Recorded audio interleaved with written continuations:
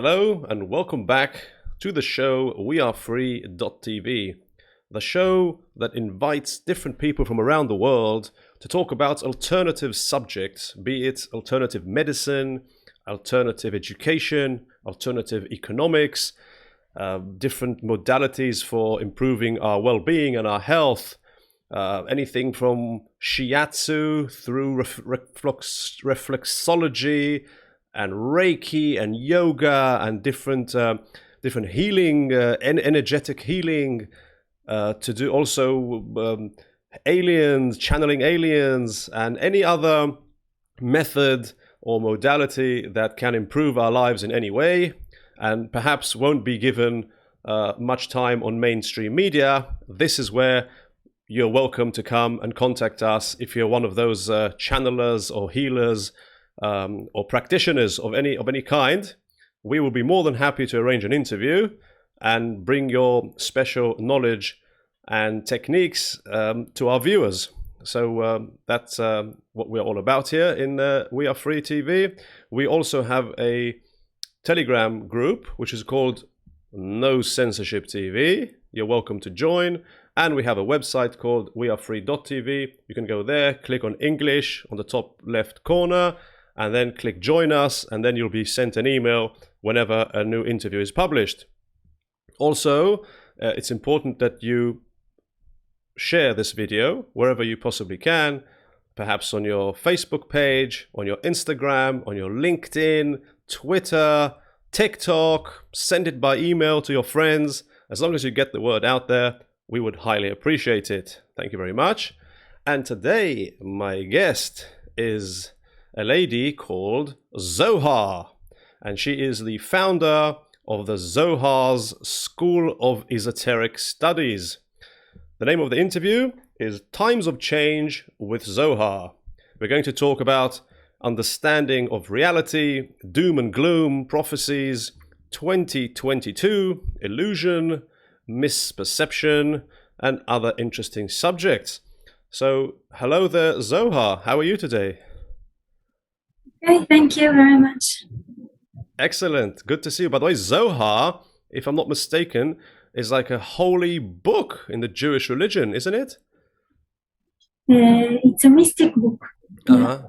And were your parents like really into reading that book when they named you? No. It's a different story. Different story. I see. Okay. Well, what can I say? Well done. And perhaps you could introduce yourself in a few words. I mean, who are you? What are you? Why are you? What's your life purpose? Why are you doing it? And where are you going?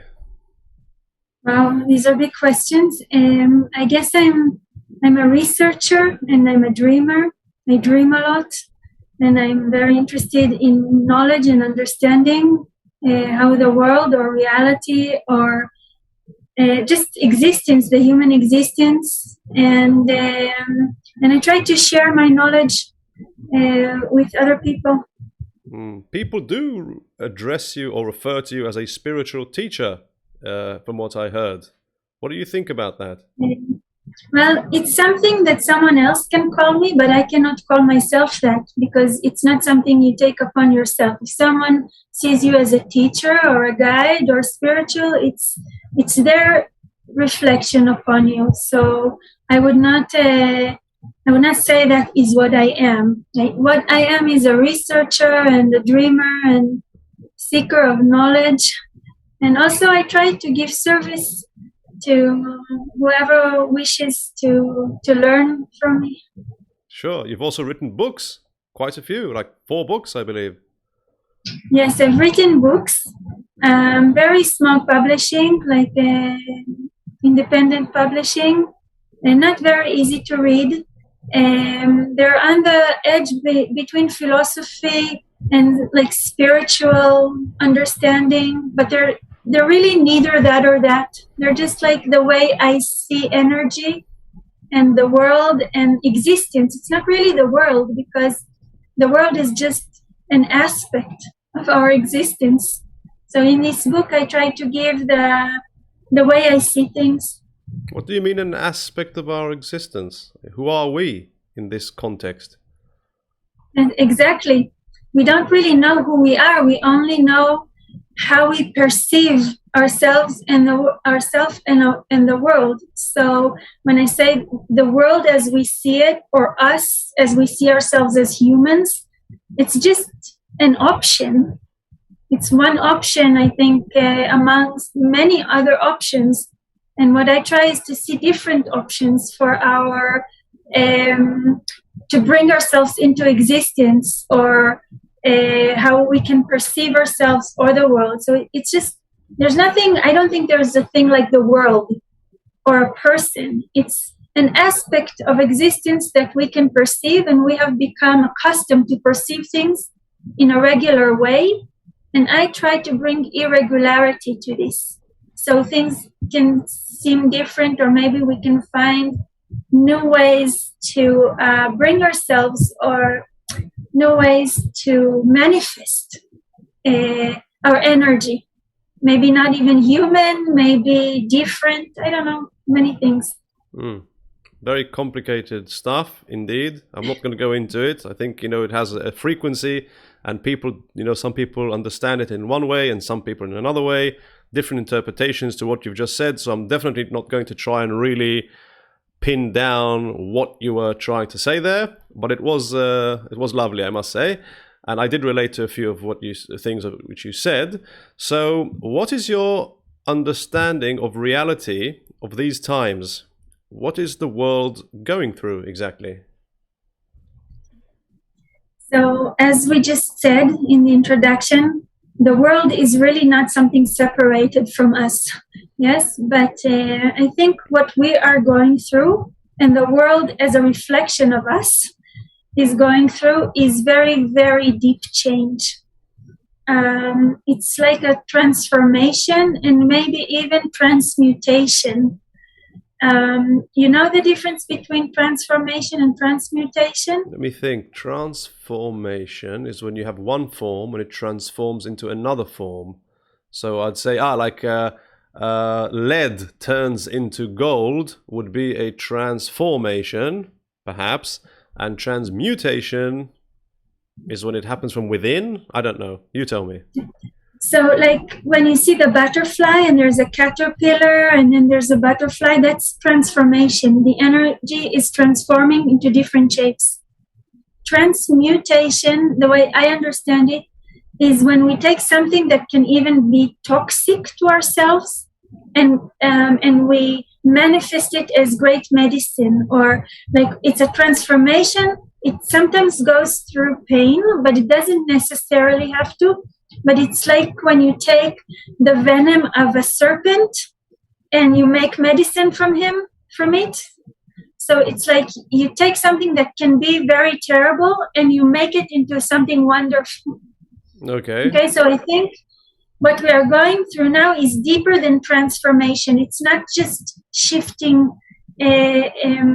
form, it's actually transmutation. It's taking a lot of suffering and pain and ignorance, and maybe from this something very beautiful emerges. It's like if you take a sock, yes, that you put on your feet, and you turn it upside down and you see something different.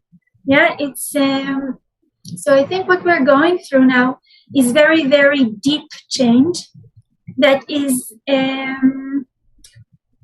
it challenges almost every aspect of human life on this planet.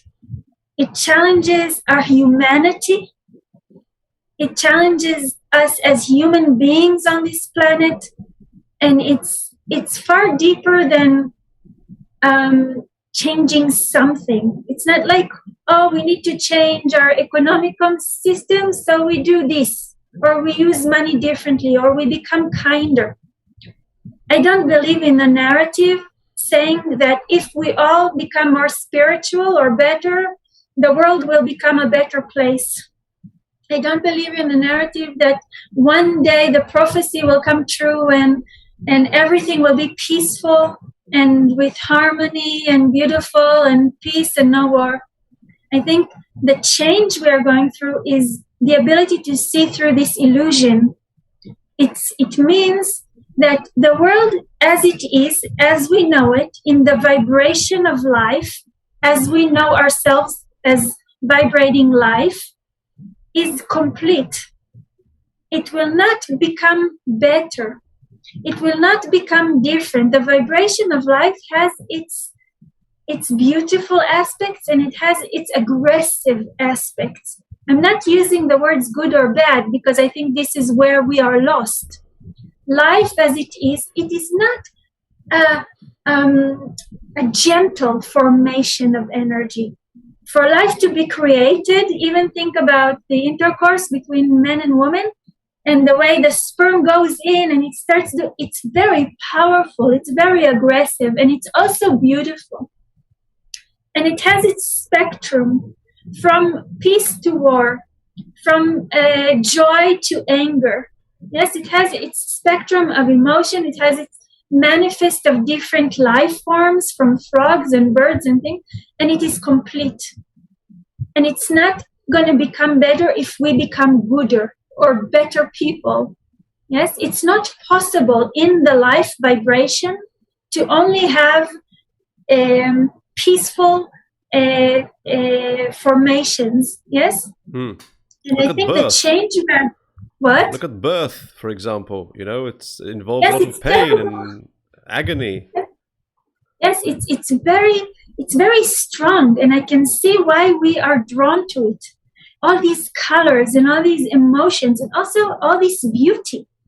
Think about music, how wonderful music is as we hear it, or color. I can see how if I was living on a different planet, someone came with a manifest, say, do you want to see this? Do you want to see this? A frog, a bird? I'd say yes. But it's also very, very aggressive. And it comes also with pain and also with suffering. And I think we are at the edge of what we can learn from life vibration. Okay? And I think that transmutation is to let go of the good and the bad, to let go of the joy and the suffering, to let go of compassion and pain, to let go of both sides or all spectrum of life vibration. Even of love? Even to let go of love? So if you notice, I did not use the word love for a reason. Mm-hmm. I think love is the vibration that elevates us beyond the life vibration. Life vibration has many, many, many aspects.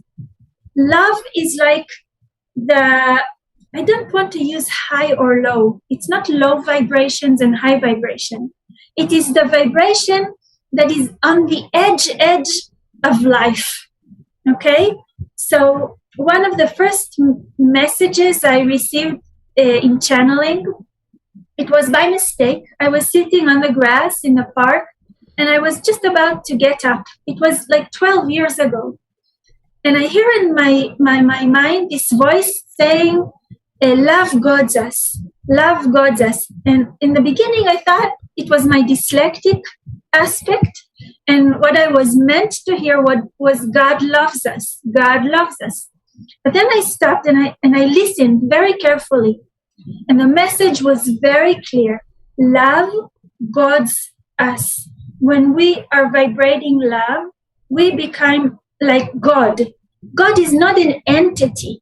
It is not someone or something greater than us. Love is a vibration. It is. So when we think of the divine and the powerful aspects of God, what we really are thinking is all the possibilities that we can have when we are in love vibration. Love is not an emotion. Love is an intelligence. So when you vibrate love, you actually you have a new intelligence within you that can solve many, many problems and show new paths for human growth. Now, when we were like, when we fell out of heaven, yes, into the human life, we did not fall down, actually. What happened was we escalated from the second chakra, which is the chakra of life vibration, where we identified ourselves totally through life vibration.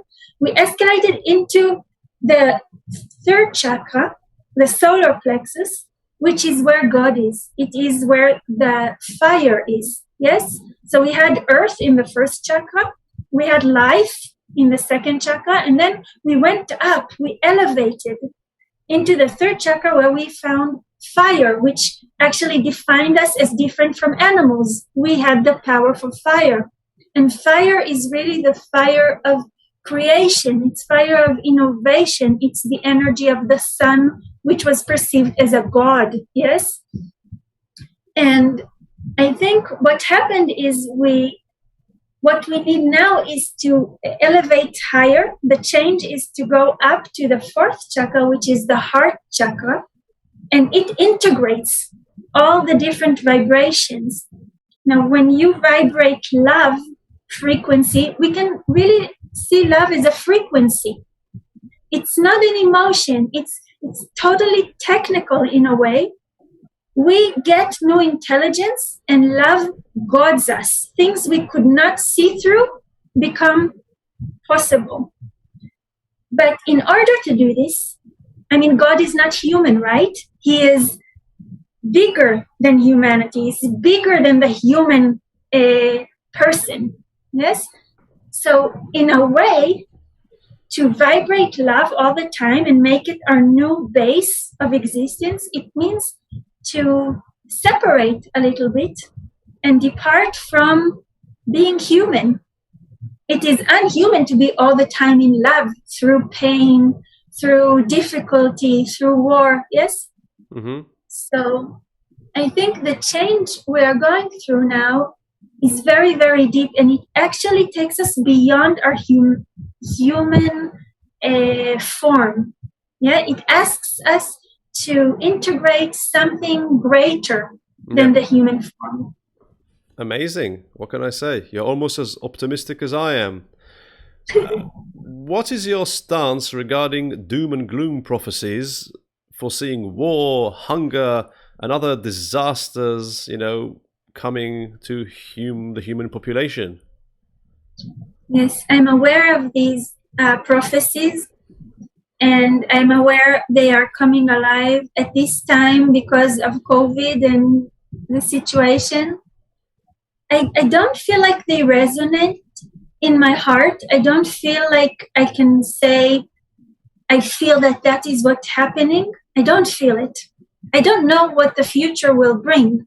I know that if I vibrate love, I have the intelligence to work with it, no matter what it is. But I think these prophecies, they are not new. And when I say we are going through deep change, meaning something new, truly new, can evolve. And these prophecies are very, very old. We've had these prophecies for thousands of years. Every time someone else comes and says, okay, this terrible thing will happen if you don't do this or this or this, or this terrible thing will happen because you did this and this and this. And I think these prophecies, what they do is they manifest fear. And the fear is very legitimate. Life is very aggressive vibration. And one of the things that we gain in life is death. And death is something very scary for most human beings. And I think we try to suppress the idea of death. We try to put it aside as if we live here in the world as if death will never come. We want ideology and we want this to be like this and this will be like this, as if we're going to be here in 200 or 300 and 400 years, which is not true. We're only here for 80, 90 years for the most. So I think these prophecies, they manifest the fear of death, and they help the people who bring them out, and also the people who listen to them, to feel a little bit in control regarding the chaos of life. Because if I know something bad is happening, or if I'm foreseeing it, then at least it's not surprising me. I'm not out of control. Do you understand what I'm saying? Yeah, I understand. But I talk to people Sometimes, thank God, not every day, because I'm very optimistic. I really, I just feel good. I feel so good, and I feel every day I feel better, and I'm fulfilling myself, and I'm doing my my destiny and what I'm meant to be doing, and my dharma. So I doubt that suddenly it's all going to change and all going to go wrong for me, and suddenly I'm going to start feeling bad. I can feel the trend of getting better, so I'm kind of I feel that things are going to get better. Now I talk to other people who say, "Well, don't you know that there's everything is like a house of cards? The whole system is about to be rebooted, or what is it? The reset, and the house of cards is just about to collapse, and the last card is about to be removed, and everything is going to come crashing down. And once the whole system crashes, it's going to bring more, like several crashes are going to happen, one after the other, because once it starts, it doesn't end, and that's going to cause food shortages and power failures, and people are going to be stealing and looting, and we'll turn against each other, and people just think that humans can't do it. Without this. And I'm like, well, what are you talking about? Well, let the system collapse. We want this system to collapse, this matrix that's been enslaving us for so many years. I'll be dancing and singing, when the matrix collapses. And I said, well, why do you think people are unable to take care of themselves? I mean, let's face it, the factories are going to remain there. The fields are going to still be quite capable of growing food, and and a lot of things are going to disappear, like insurance brokers, fashion designers, strategic advisors, and so many ridiculous, useless things, that we have. Interior designers, okay? Now, so many people are just going to be out of work. Everybody's going to be, I don't know, well, the system stopped. What do? We carry on doing what we did. If it's essential, if you're a farmer, carry on farming. If I used to be an insurance broker, I might just come and help you farm, because we all need the food. And yeah, we might not have junk food anymore, but at least we could grow fruit and vegetables and nuts and eat it. And also the houses are going to remain. I live in a house, you live in a house. So let's say you pay rent. So what's the landlord going to do? Let's say the system crashed, that there's no money, and we're all trying to figure out how we're going to eat. So the landlord is not going to come and evict me because I didn't pay him, because there is nothing to pay, because there's no money. The whole thing crashed. So he's just going to leave me be, in the flat. He's going to carry on living where he is. Nothing's going to change. It's just going to get better. But people can't wrap their heads around it. I'm so excited. What do you think? Well, I think what you're not taking into account is the emotional aspect of things. Because when things collapse or when things change, we don't even have to say they collapse. We can say they change. That's also to bring a different language. So when you talk to someone, don't use the word collapse as if it's a disaster. When things change, first of all, we immediately think, what am I losing? Okay? Everybody wants change, but the minute someone suggests one change, you have demonstrations. No, not this change. So you say, let's do this change. Demonstrations. No, not this change. But everyone wants change, just not like this. Because they want to keep things in control. And when they lose control, the emotion that comes up the harshest is fear. Now, fear, what you are saying is very logical, and it's very beautiful, and it's very intelligent. But we humans, most humans, are still vibrating very strong fear, and fear doesn't support logic or intelligence. It's the other side of love, in a way. So, of course, if we can bring the vibration a bit higher to the love vibration, then, of course, everything you say makes sense. But when people are in fear and emotion, the first instinct is survival, and it can be violent, because this is how the life vibration works now. I don't think it's going to happen like this. It's not a thing. It's not a thought. I don't feel that this is what is going to happen. I feel the change is much deeper than the human systems. Like, you can see it in the weather, and not just by it becoming hot. It's like things are changing, and I believe they're not changing just because us human did this or didn't do this. I think they are changing within the core of the Earth planet. I feel like she was resting for a few million years, maybe, or thousands. I don't know. Time is different when you talk about it. And the dragons within her, they awakened, and they are putting new fire in her. And this fire is very strong, and it impacts us and everything on the face of the planet very, very strongly, and we are reacting to it. And so the consciousness within the core of Earth planet is shifting. And she might even be shifting from life to something different than life. Like, I don't see even the weather changes and forests burning and animal extinctions. I don't see it as a catastrophe. I see it as change. Like, we manifest ourselves in many different ways. There were times this earth was all fire, and then there was water, and then there were forests, and then there were dinosaurs. And now there will be something different, and we can participate in it. But I think these prophecies, they're just a reaction of fear from change. Okay, fair enough. In one of your talks, you said that 2022 is already here. What do you mean by it, and what happened to the second half of 2021? Okay. Well, as I say, we are going through very, very deep change. One of the most strongest constructs that holds our consciousness is time.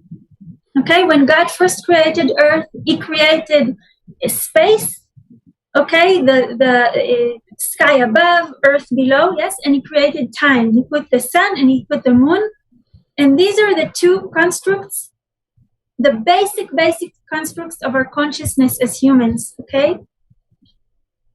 So when I say deep change, it's even deeper or bigger than really a human society collapsing or shifting. Time is changing. Our ability to perceive time and work with time as a consciousness, as a figure, as an energy strand is changing. And it started in December 12th, 2012, with the shamanic prophecy, where the calendar of the Mayas ended. They were able to see time as far as December 12th, 2012. And after that, they were not able to understand what the stars are going to do. Why is that? It's not because the stars are changing the way they are moving. It's because at that moment, time as a paradigm, it changed. And what started to happen, I was very, very aware of it in 2013, was I noticed that in every month, like January, February, there were a few days that were out of the time paradigm. They were not sitting in, time is consciousness. Time is a way to perceive our existence. Time is what we know. I know now is 1022. I know 1022 means this kind of consciousness. And I noticed when I was like sending strings of energy outside me to understand the days to come, that sometimes I would send this kind of string of energy and it would tap into something. It would tap into time. And sometimes I would send this string of energy and there was nothing there. There was no time there. So what I started to see was I tried to build a new calendar, but I couldn't because the new calendar, the time was changing. So you can't really measure it by a year or by a month or by a cycle, because how do we measure time? Either past, present, future, or we also have winter, spring, summer, fall. We either have the time that rotates or we have the linear time. And the calendar that I was trying to start to describe time differently, I couldn't do it because I couldn't use month, I couldn't use day, I couldn't use year, I couldn't use linear, and I couldn't use cycle. What I've noticed is that the last 2 years, we have more and more days in a month or in a year that are in a way out of time, meaning we have no perception of them. And they are very confusing and chaotic for the human mind. And they are what is disrupting our regularities. Every day that is outside time, outside the paradigm, it's like this wonderful place of possibilities, but they are not tangible. And it's really what is bringing down this house of cards you described, but it's more than a house of cards, because when cards fall, it doesn't do anything. They're so light. It doesn't even make a noise. They are, these days or these sections are actually, it's like pulling from beneath the structure, okay? And that is what makes things like turn over. Now, I think one of the things that is happening, that time is, I don't know if it's the right word, it's escalating, it's becoming faster or something like this. Accelerating. So, accelerating, thank you. So it's like if you think of a life of a human being 300 years ago, you would be born in your village and you would probably stay in your village. You would have one profession, one wife, one house, yes? And if you think of the life of a human today, you can go through many careers in one lifetime. You can go through many families in one lifetime. You can go through many, many changes in one lifetime. You can even be a female and a male. You can be so many different things in less time. Okay? So everything is becoming like faster. And it's not because we're modern and we're rushing things. It's time rushing us to this shift. What I felt this June was that 2022, the year 2022 is already here.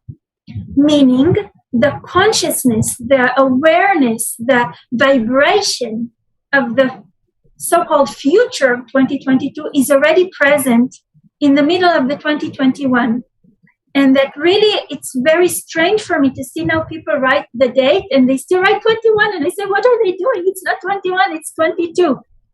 This is how I feel. Yes, I know it's very weird. But so what I felt was that the knowledge or the vibration or the possibilities and also the challenges of the consciousness of 2022 are already here.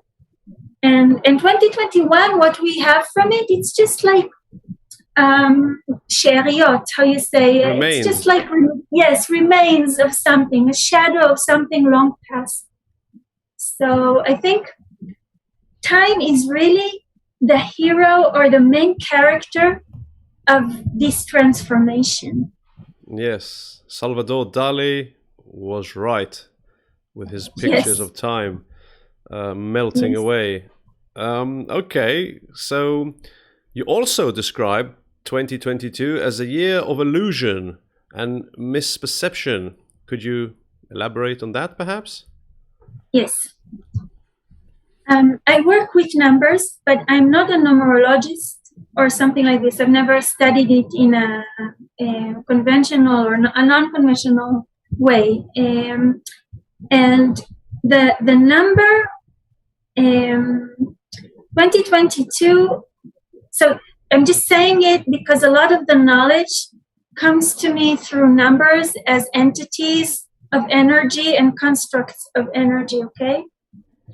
2022 is going to be a year of much illusion, meaning when you walk down the street and you see something, it will be distorted. You are not seeing things clear, and it's not because of you. It's no one's fault, okay? So let's say, you know, these mirrors that are round, so when you look at them, everything is distorted. Yeah. So this year, everything that we are going to see might seem distorted, and to remember who we are through these distorted mirrors, we really have to shut our eyes and constantly remain very anchored within our body and within our heart, and not believe what our eyes are showing us and what our ears are hearing. In a way, it's not very different from other years, yes, because some people say reality is an illusion or existence is an illusion. I don't normally agree with this. I think reality is an aspect of who we are, or existence is an aspect. But I do think that this year it's like going through a roller coaster, and it's can be very deceptive, and it's better to know what is right and what is wrong, closing our eyes and shutting our ears, and just staying very true to ourselves, because there is like a crack in the universe, and everybody is trying to reach out and get something out of it. Okay, this change it's coming through a crack. Okay, something is cracking. Now everyone wants to be in charge and decide what the new universe will look like. Okay, so there is very, very much aggression to try and construct the new reality and how humans will be in it. And it's more aggressive than normal, okay? Because now there is an opportunity. If things are changing, you know, sometimes when something breaks, there are people who break with it, and there are these opportunists who know how to make money out of it or how to build something through this. So the last 2 years, there has been this crack, and there are many powerful entities, not people really. It's greater than what one prime minister or another does. Yes, or someone with money. It's greater than this. And there is like this struggle, and this struggle is trying to take our energy and put us in a new paradigm. Yeah, but they can't do it if we won't let them. And when I say they can't do it if we don't let them, I don't mean that they are going to lock us in a jail or starve us. If we do not allow it, just by saying, I do not agree, I'm not giving you my energy, that's all we need to do. But it's very hard. Let's say you say, I don't eat popcorn. Okay? And now someone's sitting next to you and he's eating popcorn and it smells so good and he's enjoying it, right? So the smell and the sight, and he's okay, so maybe now I will eat popcorn. Yes, it's hard to resist different narratives or different senses. And this is how we lose our anchor, and we start giving energies to things that we don't even want. Yeah, and this is not even an aggressive situation. Now, let's say someone is describing something terrible or something wonderful. So you react to this. And at this point, we actually have a chance to shift, because things are so irregular. Reality is being challenged. We no longer have to do what we used to do. I know of many people that after the, how do you say, seger? The lockdown. After lockdowns, they decided they're not going back to high tech to work 150 hours a week. They don't want. They realize it's fun to bake, and they only want 80% of their work time. Something cracked, and people all of a sudden had an opportunity to sense their own energy field. Like some people, it was the first time they had a chance not to be in contact with other energy fields and be locked down at home, but to feel themselves, to hear themselves. Yeah. Yes, and all of a sudden they don't want to go to what was. So in 2022, yeah, it's like there is like a battle over our energy, and if we look and everything is distorted, we can be very confused and very fearful. And when you are in fear, the instinct is to give someone else your energy to manage it. And if somebody asks, well, how do I do it? How do I do what Zohar just said? How do I avoid, these influences and these misperceptions and attempts to control my reality? Well, I would suggest the best thing, which is so effective: don't watch TV. Don't watch the news. Just switch off the news. Don't switch the news on the TV, on the radio. Do not buy newspapers, and you will be 95% protected. The other 5% is just a bit of emotional internal work. But you don't even need to do that. Just don't listen to the mainstream media and you'll be fine. I've been doing it. Well, I have not been listening or reading them for 19 years. And boy, do I have a laugh and do I enjoy life. And my reality has been so good. And now, especially now, I'm used to it because it's very hard not to listen to the news. It's addictive. And it takes a long time to wean yourself off this very powerful drug. So I'm very lucky that I've been doing it for 19 years. And now I have no problem to not listen to any kind of news whatsoever. Not even on Facebook. Nothing. Not even on WhatsApp. So what do you suggest doing? First of all, I think it's a great suggestion. And I think also that if you are too scared to go as far as you did, you can every morning just look at the headlines of a paper. Like, you don't have to hear it and you don't have to visualize it and you don't have to. I think many people are afraid to not know what is happening. It's losing context because they're not anchored and independent within themselves. So if they don't know what is happening in the world, they really don't know what is happening inside them, yes, and where they are. And that can be hard. But yes, it's like you can slowly take your energy back to yourself.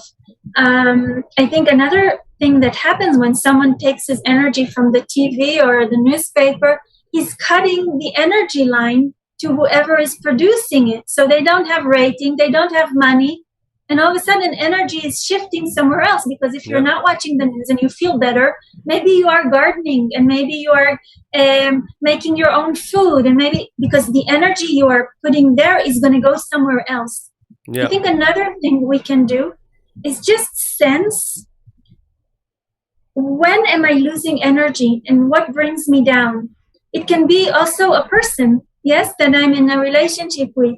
It can be something that I'm doing that is taking me down, and try to find things. Now, a lot of times, why we don't have an optimistic TV channel, maybe you, but because bad news, they take energy because they are negative and there is energy here, so they suck the energy. So I say, why do I need to hear about good things? Yes, there's nowhere for the energy to go. It's not really true, because then the good can grow. But I think it's, even if you can't cut yourself from the media and you don't want to, you can just take like 1 hour to be with yourself and breathe and feel your body and give way to your emotions. You can do something creative. I think creativity is a very important skill at this time. You can embroider, you can paint. There are many things you can do, but I agree that to not hear all the time the terror. It's really terrorism what is happening on the news. It's like passive aggressive terrorism that sucks a lot of energy from many humans, and it can really make you unhealthy. It's like being married to a narcissistic, controlling man, you know, and we are all the wife, or yes, and repetitive, because it's the same news over and over and over. It's the same thing, and they call it news, but it's not new. It's like you turn the news today and you turn the news 20 years ago. It's old. The same news. It's old. Yes. Yes. Okay, so you know, in one of your talks, you described the number six, as bearing a special quality and potential. What exactly did you mean by that? Okay, so number 6, I don't know if I can explain all the metaphysics now, but I try to give a little bit of it. Please. 2022, together when you add up the numbers, it's 6. Okay, so when I say it's a year of illusion, or number 6 can be a very deceptive number, because it is constructed of a few different possibilities. You can perceive number 6 as 6 ones, right? 1, 1, 1, 1, 1, and 1. So 6 is from 6 ones. You can see it as 3 twos, like 2, 2, and 2. And you can see it as 2 threes, 3 and 3. 4 and 2 is another variation of 2 and 2 and 2. So I put it aside. There is a tension between perceiving number 6 as 3 2s and 2 3s. What is the dominance? There is a deception between seeing the number 6 as more of a tangible figure, or a figure of mischief, like something you can really hold or something that you can't really touch. It goes back to how we work with the number 1 and 0. 1 as what is, and 0 as what is possible, but isn't is yet. Now, when we come to the number 6, which is 2022, it's like the energy is fluid and it can become anything, okay? And it's very tricky because something may seem real, but it's just an illusion, and something may seem real and it's true. I don't know if, okay? Now, I have this field that I'm trying to teach now. It's called practical metaphysics. When you learn practical metaphysics and you learn to see and feel energy fields, number 6 is an opportunity. Many beautiful things you can take from the infinity and transport into reality or into tangible reality. But you can also get lost in this infinity, and you can also get sucked into someone else's dream. Because if someone knows how to work with the energy field of 6, they can trap you. Now, not because they're evil, because we all build, by our existence, we build what we want, we build what we aspire for. So in a way, this year, 2022, even though it's very tricky, it's also an opportunity for each and everyone who wants to connect to their dream and actually import it from the infinity into reality. Because there is it's a magical figure, okay? Okay. And so I think one of the best anchors and teachings of this time for the next, I say until March, it would be to really, really connect with your dreams and not discharge them. Give them space, even if you don't know how to manifest them.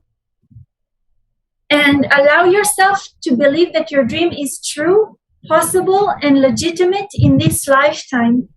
And really, really put a lot of energy into connecting and feeding your dreams. Yeah. So it's like go into your cave for the next few months and dream. Just dream and dream and dream. And when you come out in the spring, you have the tools and the ground to start manifesting it. Good advice. I'll make sure I do that, continue doing that. And there's another thing. Many people at this time fear all these technological and radiation impacts on the human body and consciousness, like 5G and all these things and other things which I can't mention here to do with different injections and other things. So what do you think? What do you make of it, of all these technological things? And if it's true, then how can we avoid the damage of these technological influences? Okay. I don't want to relate to the injection part because it's different, but okay. I will relate to the technological and radiation and things like this. I think we don't have to fear them.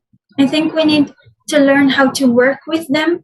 I don't see humanity, or I don't see, when I look at the transformation, the future transformation of humankind, I don't see us going back drinking water from a pond and living like Bambi in the meadow. I think we are shifting into something else. And I think radiation, also from the Earth core and from the sun, because the ozone layer is getting smaller, all these changes, they are preparing us to hold higher vibrations through our body. Okay? Now, of course, if I am totally human and biological body, and I relate to it, and I put myself next to something very, very radiative, yes, then I will become sick. But I think the way to understand it is not to reject it. It's not to say this is bad, we have to stop it, we have to go live in the woods somewhere far in a cave. No. I think what we really have to do is prepare our bodies for higher consistencies and vibrations that are beyond human, that are beyond biological vibrations. It's what I said in the first question, that we are transforming beyond life, beyond humanity, into the God energy or the love energy as a basis. And we are actually going to become,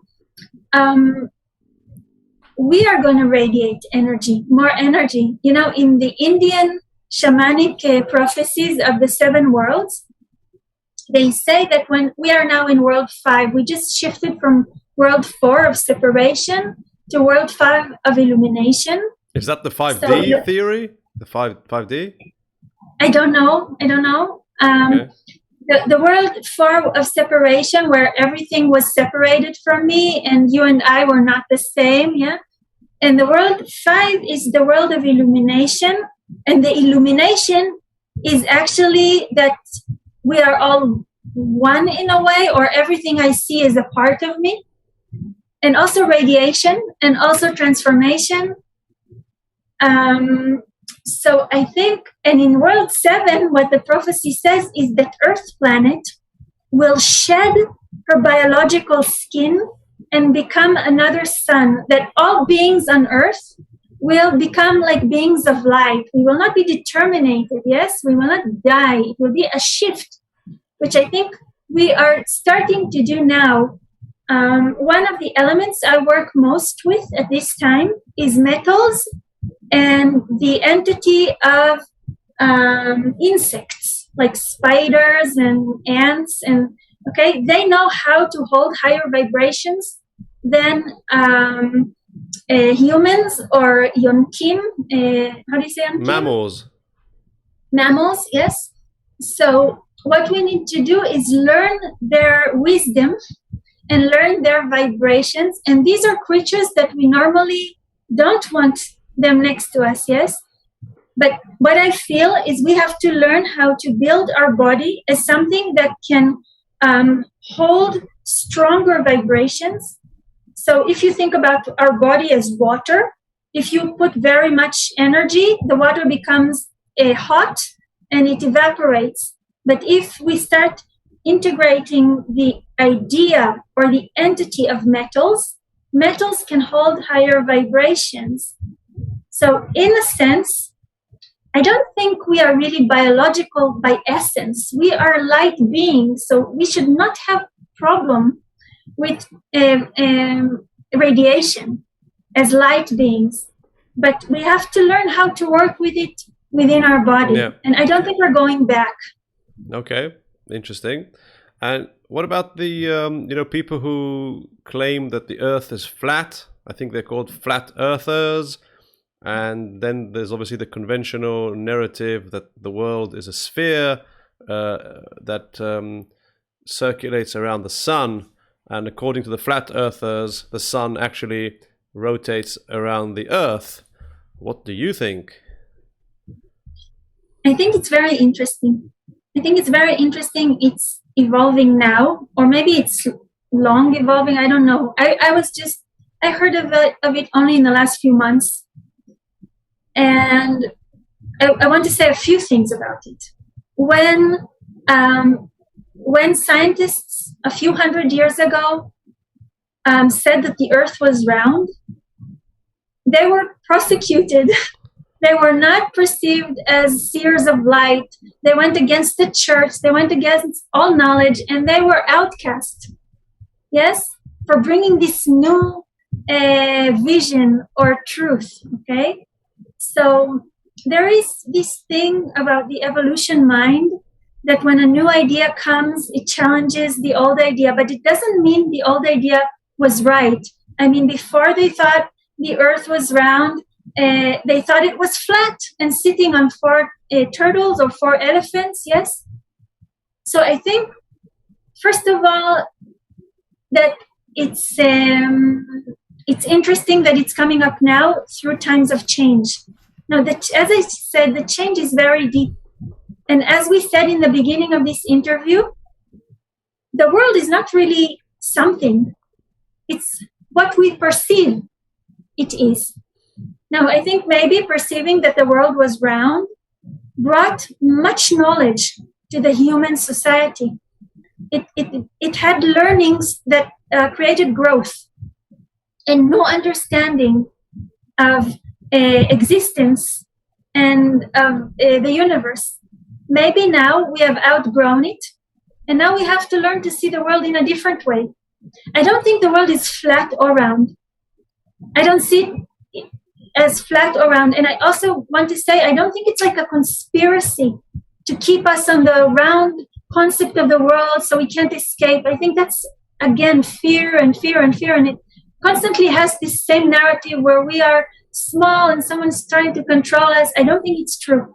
I think that every period of time brings new knowledge and exploring, and it actually changes the world from flat to round, from round to, I don't know, a different kind of shape. I don't see the world not as round and not as flat. I see it as like endless cords of energy, like spider webs, like endless. And when we say it's round, a small portion of it lights and we see the roundness of it. And when we say it's flat, a different portion on this endless net lights up when we see it as flat. But it's actually all the time changing because it's not separated from us. So if we as humans are changing and shifting, then obviously the world as we see it has to change and shift. And the planet is endless, or it is narrowed into something tangible according to the openness of our mind and our ability to perceive it in different shapes. So could I perceive it triangular or square? So you are taking it into different shapes. And what I'm trying to say, go beyond the shape. It's, okay, so now it's a square, now it's triangle, now it's flat, now it's round. We're staying in trigonometry. Yes, it's not interesting. Okay, so now we say it's go beyond the shape. Try and understand it as an evolving net of energy cords that can become not even a world, but something else, and you can become something else in it.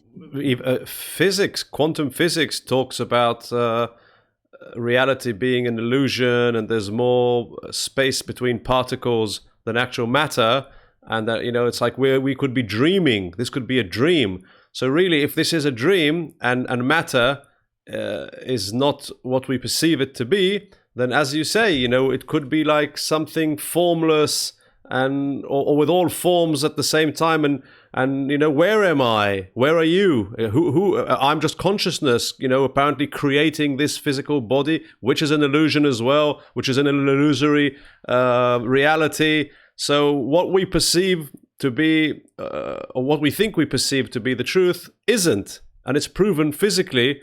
So yeah, I see what you mean. The world could be anything or nothing. In 2013, after time has shifted, I started channeling these entities called, I'll need your help with the translation, they were called Hanitzchim. The eternal ones, eternal. The eternal ones. And they were like the consciousness of the void between particles. Like they were the consciousness that sees the particles shift. So I started channeling them, and it was very, very interesting because it shifted my consciousness from what is to the gaps between what is. It was very, very transformative, and I think I don't really know quantum physics, but I'm starting to work now with someone who is a physicist, and he's translating a lot of what we say into physics bars, or I think when we feel we need to feel our form, our body form, then we need to feel the form of the earth body. But if we allow ourselves to be fluid, then we can allow the earth body to be fluid. And if we allow ourselves to feel safe as a dream and not as an entity, then the earth body can be a dream. And in dream time, the energy works differently. You can, in a dream, much easier to shift and change the reality. I don't think it's an illusion. I don't think we are living in an illusion. I think this is not a good word to use at all because it's judgmental. I think we are living in an option. And there are many options. And the more our consciousness is flexible and open, we can move from one option to another, and that will give us a lot of joy because it's playful. Yeah, fantastic. Okay, interesting. So through these times of change, as you described them, we can become our own anchor. So what path can we take to feel safer and anchored? Any tips? I will give a few very simple tips. Take a few minutes a day to be with yourself and just ask yourself, how am I today? Zohar, how are you feeling? What do you need to feel better? Just shut the world out and just meet yourself. I strongly advise to take some kind of breathing technique, to breathe deeper and bring more presence into our body. Use our body as an anchor.